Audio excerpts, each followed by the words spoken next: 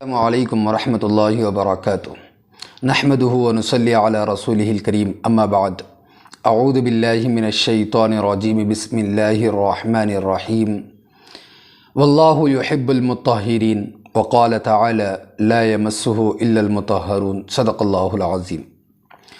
دوستو، پھر ایک مرتبہ آپ کا ہمارے چینل میں استقبال ہے۔ انشاءاللہ ہم اس ویڈیو کے اندر اپنے موضوع سے ہٹ کر ایک دوسرے ٹاپک پر بات کریں گے، اور وہ دوسرا ٹاپک مسائل ہے۔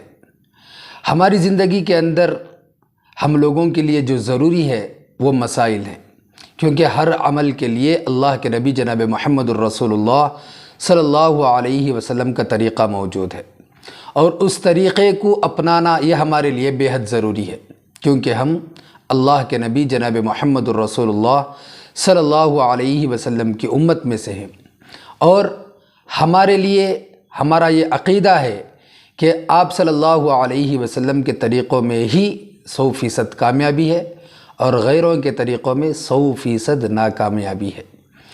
تو لہٰذا زندگی کے ہر مسئلے میں اللہ کے نبی جناب محمد رسول اللہ صلی اللہ علیہ وسلم نے ہمیں اپنے طریقے بتائے ہیں، یہاں تک کہ بیت الخلاء جانے کا طریقہ، اور اسی طرح جوتا یا چپل پہننے کا طریقہ، کنگھی کرنے کا طریقہ، داڑھی رکھنے کا طریقہ، لباس کا طریقہ، کھانے کا طریقہ، سونے کا طریقہ، کوئی طریقہ دنیا کے اندر ایسا نہیں ہے جس کا آپ صلی اللہ علیہ وسلم نے ذکر نہ کیا ہو، اور کوئی عمل ایسا نہیں ہے جو آپ صلی اللہ علیہ وسلم کی سنتوں سے باہر ہو۔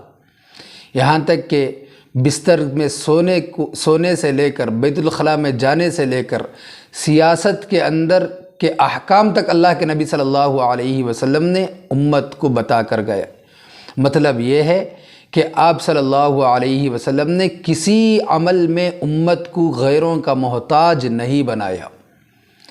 تو لہٰذا اب بڑے بڑے مسائل تو ہم لوگوں کو یوٹیوب کے ذریعے سے ہو یا کئی بیانات کے ذریعے سے حاصل ہو جاتے ہیں، لیکن چھوٹے چھوٹے مسائل جو ہیں وہ ہم لوگوں کو اکثر و بیشتر حاصل نہیں ہوتے، نہیں ملتے، جس کی وجہ سے ہمارے چھوٹے چھوٹے اعمال خراب ہو جاتے ہیں۔ جیسا مثال کے طور پر ہمارا غسل کا طریقہ ہے، وضو کا طریقہ ہے، اسی طرح مسواک ہے، اور اسی طرح نماز ہے۔ تو یہ چھوٹے چھوٹے جو مسئلے ہیں ان سے ہم لوگ دور ہو جاتے ہیں، جس کی وجہ سے ہمارے ان اعمال میں کمی اور غلطی ہو جاتی ہے۔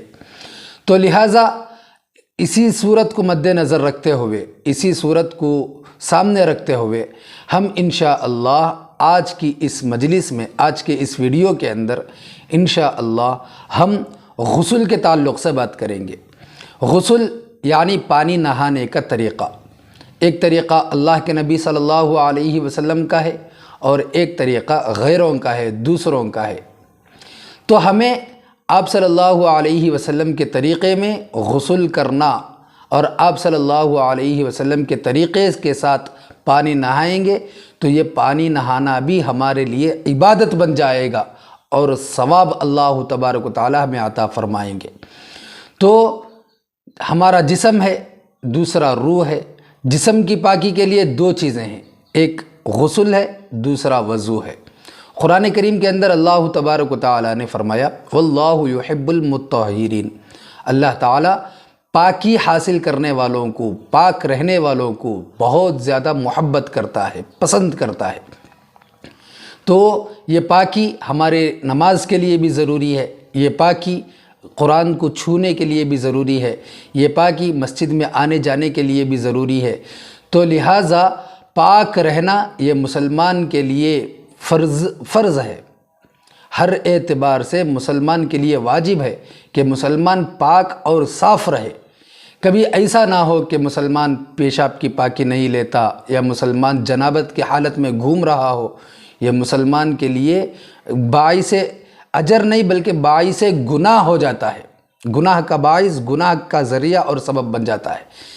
کبھی کبھار آدمی جنابت کی حالت میں گھومتا رہتا ہے، اگر اسی حالت میں موت آ گئی تو کیا ہوگا؟ تو لہٰذا ہمیں غسل کا طریقہ جو ہے یہ سب سے پہلے سمجھ لینے کی ضرورت ہے۔ تو غسل، پانی نہانا، اس کے لیے دو چیزیں ہمارے سامنے ہیں، ایک غسل کے فرائض ہیں اور دوسرا غسل کی سنتیں ہیں۔ فرائض کسے کہتے ہیں؟ جسے اللہ تبارک و تعالیٰ نے بیان فرمایا ہو، اور سنت کسے کہتے ہیں؟ جسے اللہ کے نبی جناب محمد الرسول اللہ صلی اللہ علیہ وسلم نے بتائے ہیں۔ تو غسل کے اندر 3 فرائض ہیں، اور غسل کے اندر یعنی پانی نہانے کے اندر 8 سنتیں ہیں۔ تو ایک ایک کر کے ہم آپ کے سامنے اس کی تفصیل پیش کریں گے۔ سب سے پہلے غسل میں 3 فرض ہیں۔ پہلا، منہ بھر کر کلی کرنا، یعنی مکمل طور پر جس طرح چلو بھر پانی میں کہ مکمل ہتھیلی میں پانی لے کر منہ میں ڈال کر باقاعدہ کلی کرنا، تو ایک فرض یہ ہے۔ اور دوسرا، ناک کی نرم ہڈی تک پانی کا پہنچانا، ناک کی نرم ہڈی تک پانی کو پہنچانا۔ اور تیسرا، پورے بدن پر ایک مرتبہ اس طرح پانی بہانا کہ ایک بال کے برابر بھی کوئی جگہ سوکھی نہ رہے۔ پورے بدن پر اس طرح پانی بہانا، اس طرح پانی نہانا چاہیے کہ ایک بال کے برابر بھی کوئی جگہ سوکھی نہ رہے۔ تو یہ غسل کے فرائض 3 ہوئے۔ پہلا، منہ بھر کر کلی کرنا، اور یہاں پر ایک بات یاد رکھ لے کہ جس طرح بعض لوگوں کی عادت ہوتی ہے کہ وہ کیا ہے کہ منہ میں پانی لیتے ہیں اور ایک ایکشن کے طور پر یا ایک رسمی طور پر جس طرح منہ میں پانی لیا، تھوڑا بہت پانی لیا اور اس طرح کلی کر دیا، نہیں، بلکہ منہ بھر کر کلی کرنا ہے۔ اسی طرح وضو میں بھی ہے، منہ بھر کر کلی کرنا پڑتا ہے۔ اور ناک میں پانی ڈالنا، صرف پانی لے کر ناک کو چھونا نہیں ہے، بلکہ ناک کی نرم ہڈی تک پانی کو پہنچانا ہے۔ اور تیسرا، پورے بدن پر اس طرح پانی بہانا کہ ایک بال کے برابر بھی کوئی جگہ سوکھی نہ رہے۔ یہ غسل کے فرائض ہو گئے۔ اب غسل کی سنتیں ہیں۔ سب سے پہلے غسل کے لیے نیت کرنا۔ نیت کس طرح کرے؟ عربی کا اس کے لیے کچھ الفاظ ہیں جو واجب یا شرط نہیں ہے، بلکہ دل کے اندر ایک نیت کر لے کہ میں پاکی حاصل کرنے کے لیے غسل کر رہا ہوں، میں پاکی حاصل کرنے کے لیے غسل کر رہا ہوں۔ تو سب سے پہلے دل کی نیت ہو، اور دوسرا، دونوں ہاتھوں کو گٹوں تک دھوئے، دونوں ہاتھوں کو گٹوں تک سب سے پہلے دھونا ہے۔ اور تیسرا، جس جگہ ناپاکی لگی ہوئی ہے اس جگہ کو دھونا، جس جگہ ناپاکی لگی ہوئی ہے۔ انشاءاللہ میں آخر میں آپ حضرات کو مکمل طریقہ فرائض کو لے کر اور سنتوں کو لے کر ایک مکمل طریقہ غسل کرنے کا آپ حضرات کے سامنے انشاءاللہ پیش کرنے کی کوشش کروں گا۔ تو تیسری چیز کیا ہے؟ شرمگاہ کو دھونا، یا بدن پر کہیں ناپاکی لگی ہو تو اسے اچھی طرح دھونا۔ اور چوتھی چیز وضو کرنا، چوتھی چیز مکمل طور پر وضو کرنا۔ اور اسی طرح 5ویں چیز 3 مرتبہ پورے بدن پر پانی بہانا، 3 مرتبہ پورے بدن پر پانی بہانا۔ یہ آپ صلی اللہ علیہ وسلم کی سنتوں میں سے ہے۔ پہلے سر پر، پھر سیدھے کھاندے پر، پھر بائیں کھاندے پر یعنی ڈاویں کھاندے پر پانی بہانا 3 مرتبہ۔ اور اس طرح پانی بہانا کہ پہلے سر ہو گیا، پھر سیدھا کاندھا ہو گیا، پھر ڈاواں کھاندا ہو گیا یا بایاں کھاندا ہو گیا۔ تو اس طرح پانی لگانے کے بعد، پانی ڈالنے کے بعد اچھی طرح رگڑ کر دھونا، اچھی طرح رگڑ کر دھونا تاکہ بالوں کی جڑوں تک پانی پہنچ جائے۔ یہ آپ صلی اللہ علیہ وسلم کی سنت تھی۔ اور اسی طرح 8ویں سنت کیا ہے؟ بالکل ننگا ہو کر نہ نہائے۔ اگر سطر کھلا ہو تو پانی اس طرح نہ نہائیں، بلکہ کوئی کپڑا اپنے اوپر باندھ لے تاکہ اللہ کے نبی صلی اللہ علیہ وسلم کی ایک سنت زندہ ہو۔ تو یہ آپ کیا ایک فرائض ہو گئے، دوسرا سنتیں ہو گئی۔ اب ایک طریقہ ان دونوں چیزوں کو لے کر چلنے کا یہ ہے کہ سب سے پہلے ہم لوگ حمام میں جاتے ہیں تو اگر ہمارے سامنے بالٹی رکھی ہوئی ہے تو اس سے ہم تھوڑی دور بیٹھیں تاکہ ہمارے جسم کا کے جو قطرے ہیں اس کے اندر واپس نہ جائیں۔ تو دور بیٹھنا ہے اور جو لوگ شاور کا استعمال کرتے ہیں یا ڈائریکٹ نل کے نیچے بیٹھتے ہیں ان کے لیے کوئی مسئلہ نہیں ہے، لیکن جو بالٹی میں پانی لے کر بیٹھتے ہیں ان کے لیے ضروری ہے کہ وہ بالٹی کو اپنے سے دور رکھیں۔ اور اسی طرح کہ اگر حالت جنابت میں ہے، حالت جنابت آپ لوگ سمجھ رہے ہوں گے، میاں بیوی کے تعلقات کے بعد جو غسل کیا جاتا ہے اسے غسل جنابت کہتے ہیں، اور جو حالت اس وقت پیدا ہوتی ہے اسے حالت جنابت کہتے ہیں۔ تو جنابت کا غسل جب کیا جاتا ہے، جب کر رہے ہوں تو اس وقت بالٹی کو اپنے سے دور رکھیں، اور اسی طرح وہ جو جگ ہے اسے اپنے بائیں ہاتھ سے چھوئیں، بائیں ہاتھ سے چھو کر سب سے پہلے اپنے دونوں ہاتھوں کو اچھی طرح دھو لیں تاکہ بالٹی کے اندر ہمارے ہاتھ ڈالنے کے قابل ہو جائے۔ تو سب سے پہلے دونوں ہاتھوں کو دھو لیا، پھر اس کے بعد شرمگاہ کو دھونا ہے، فوراً دوسرا عمل شرمگاہ کو دھونا ہے، اور اچھی طرح صابن وغیرہ سے لگا کر اسے اچھی طرح پاک اور صاف، دل کو اطمینان ہو اس طرح دھونا ہے۔ اس کے بعد تیسرا عمل یہ ہے کہ ہمارے بغل کے نیچے یا گردن کے نیچے یا جس جگہ پر پانی نہیں پہنچتا، پہلے ان جگہوں کو پانی اچھی طرح پہنچا دینا ہے، جیسا عام طور پر بغل کے نیچے ہو یا چڈے میں ہو یا اسی طرح ہمارے گھٹنوں کے درمیان میں ہو یا پاؤں کے انگلیوں کے بیچ میں ہو، تو ایسی جگہ سب سے پہلے پانی کو پہنچا دے۔ اور واقعتاً ان جگہوں پر ناپاکی ہونے کا اندیشہ رہتا بھی ہے، تو اس وجہ سے ہم لوگ سب سے پہلے جو جگہ پر پانی نہیں پہنچتا ان جگہوں کو کچا کر لے، ان جگہوں کو دھو لے۔ تو تیسری چیز یہ ہو گئی۔ اس کے بعد ہم لوگ وضو کر لیں۔ اب یہاں پر ایک سوال ہے، جو آدمی حالت جنابت میں ہوتا ہے اس کے باوجود اگر وہ پہلے وضو کرے گا تو کیا پاکی حاصل ہو جاتی ہے، یا غسل کرنے کے بعد وہ آدمی پاکی حاصل کرے یا وضو کرے؟ تو اس کا مسئلہ یہ ہے کہ جس طرح اللہ کے نبی صلی اللہ علیہ وسلم کا طریقہ تھا اسی طریقے میں ہم لوگ چلیں گے۔ تو آپ صلی اللہ علیہ وسلم پانی نہانے سے پہلے وضو کر لیا کرتے تھے، تو لہٰذا ہم بھی غسل کرنے سے پہلے شروعات میں ہی وضو بنا لیں۔ تو وضو بنا لیے، پھر پاؤں جس طرح نماز کے لیے وضو کیا جاتا ہے اسی طرح ہم لوگ غسل سے پہلے وضو کر لینا چاہیے۔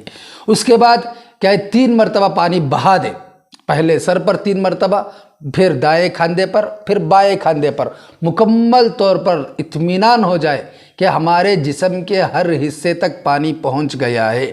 اس طرح ہم لوگ پانی کو ڈال لیں۔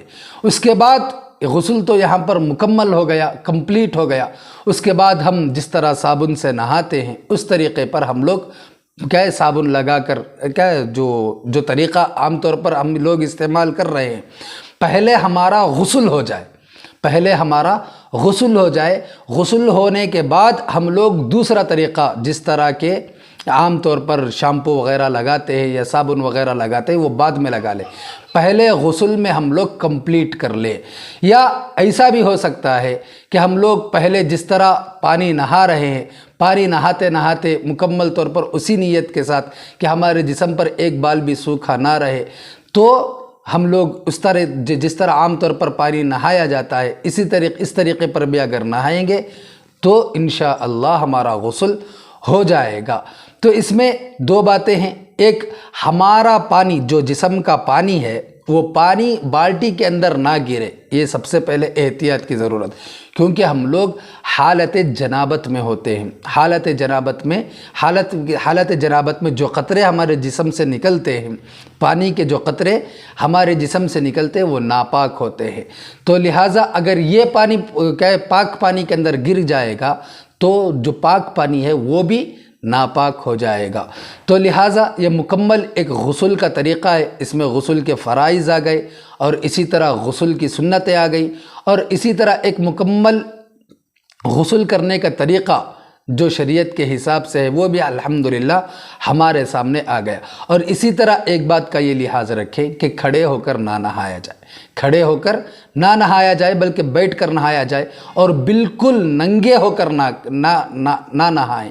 اور اسی طرح نہاتے وقت اپنے جسم اپنا رخ جو ہے قبلے کی طرف یا پیٹھ قبلے کی طرف نہ کریں، بلکہ جو اس کے بالکل اپوزٹ ہے، جو شمال اور جنوب ہے، اس طرز پر اس طریقے پر ہم لوگ بیٹھے، اس طرف اپنی پیٹھ اور اپنا رخ کریں۔ تو یہ چند سنتیں تھیں جو غسل کی سنتیں تھیں، اور اسی طرح غسل کے فرائض تھے۔ انشاءاللہ بہت سی باتیں ہمارے درمیان میں چھوٹ گئی ہوں گی، تو آپ حضرات کے ذہن میں کوئی سوال ہوئے تو آپ حضرات کمنٹس کے ذریعے سے ہم سے پوچھ سکتے ہیں، انشاءاللہ ہم اس کا جواب دینے کی کوشش کریں گے۔